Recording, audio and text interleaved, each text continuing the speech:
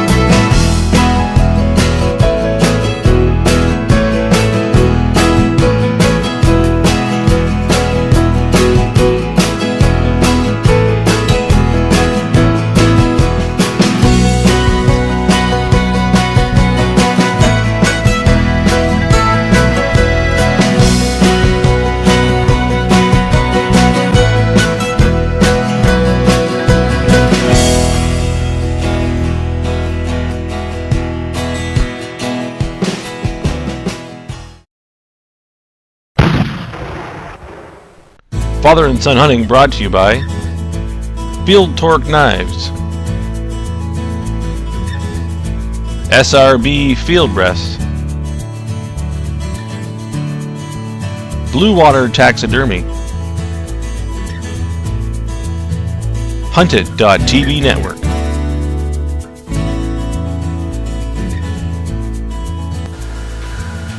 Our first hunt in Season 2, we really tried to pull together a lot of the things that we know, the components that make a good turkey hunt. First one, get as far from the road as you can. Safety.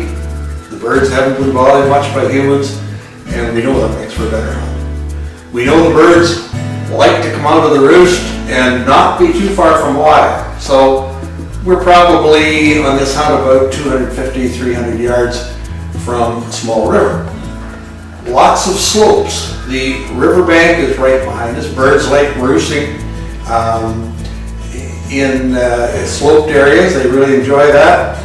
And we also were at the pointed end of a narrow end of a field that come to an actual complete point. And we had birds behind us. We had birds in front of us.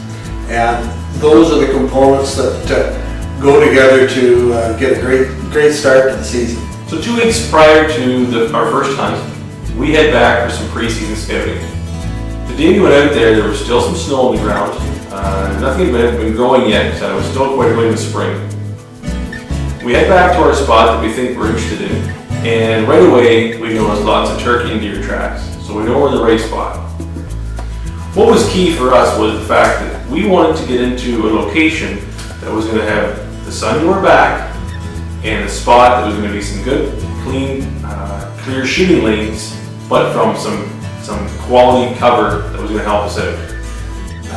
We were confident we were positioned in the right spot, and we had 2 real good locations prepared, ready. We knew we could come in the dark, we could find it, and with an absolute minimum of noise and fuss, we could get set up.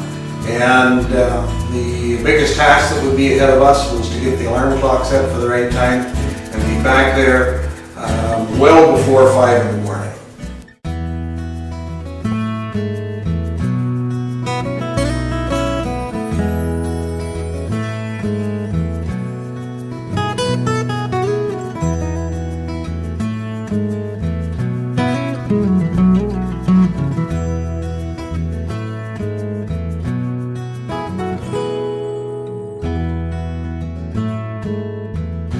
So the morning of the hunt arrived, and we made it on time to our spot in the dark. Had no trouble getting to the location we had already pre-set up, and we headed out there, got settled in, and it wasn't 15 minutes, and the gobble was right behind us.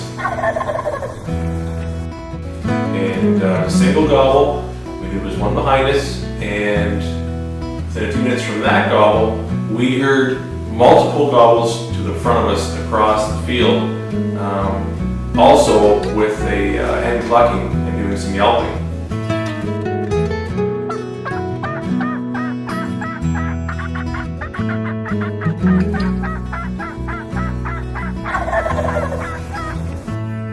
Those birds that were across from us on the far side of the field were maybe 100 yards away. They were roosted in the trees in the swamp. We assumed they would probably normally fly down, cross the little width of the field in front of us, join the single bird behind us, and then travel down to the river for a first morning drink.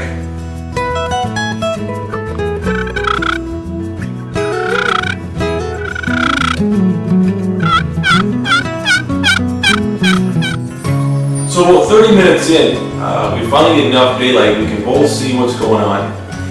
The way we were positioned was I was a little bit to my father's right-hand side. We were far enough apart that we couldn't communicate, but our sight lines were pretty much the same.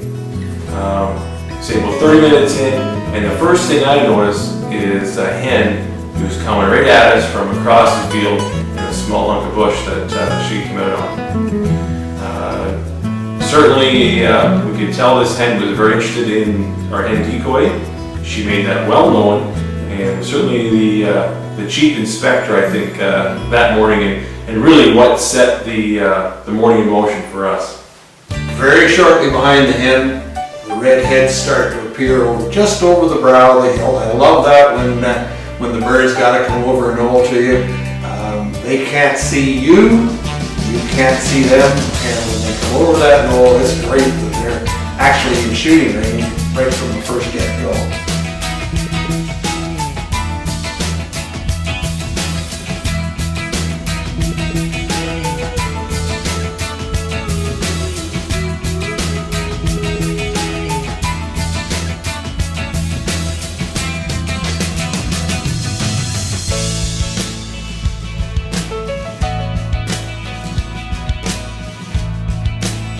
So, 1, 2, 3, 4 in total appeared, and they're jakes, but they are big jakes. And last year we had an extremely early start to spring, early start.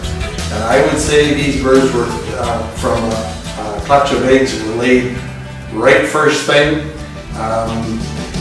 Last year you would expect a jake to be 12, 13, 14, maybe 15 pounder. This year, these jakes are in that 17, 18 pound range. They're big fellas, they're well feathered, and here they come, 4 of them, obviously, we'll call them litter mates, and they have a show for us.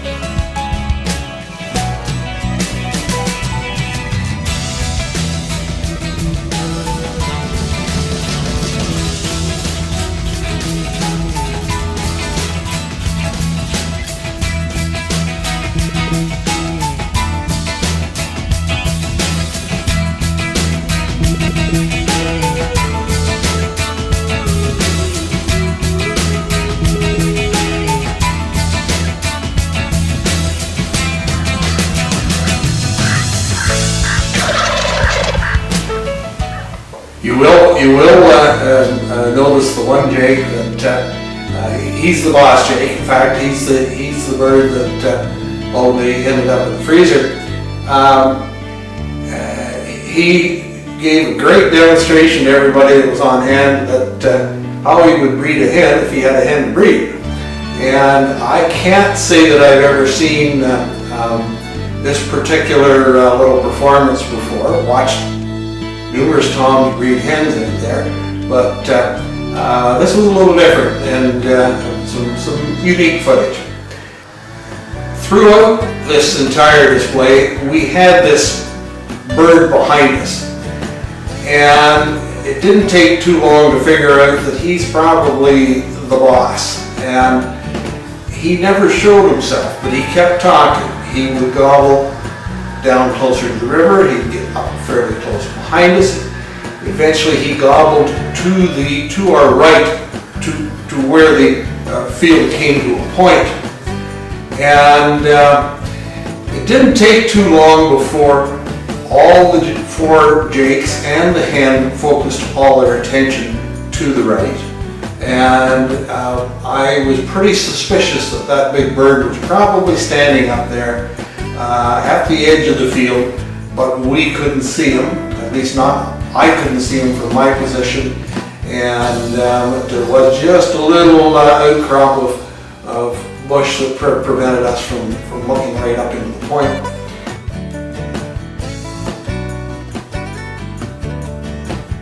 But all that attention was up there, and eventually the jakes and the hen wandered in that direction.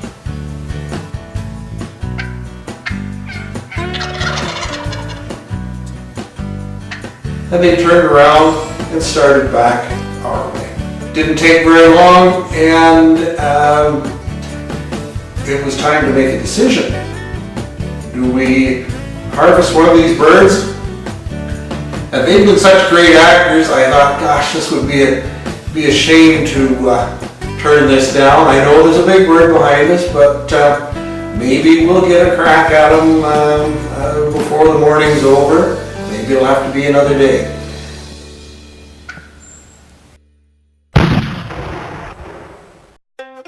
Today's tip from the Old Hunting Tool Chest is brought to you by SRB Field Rests.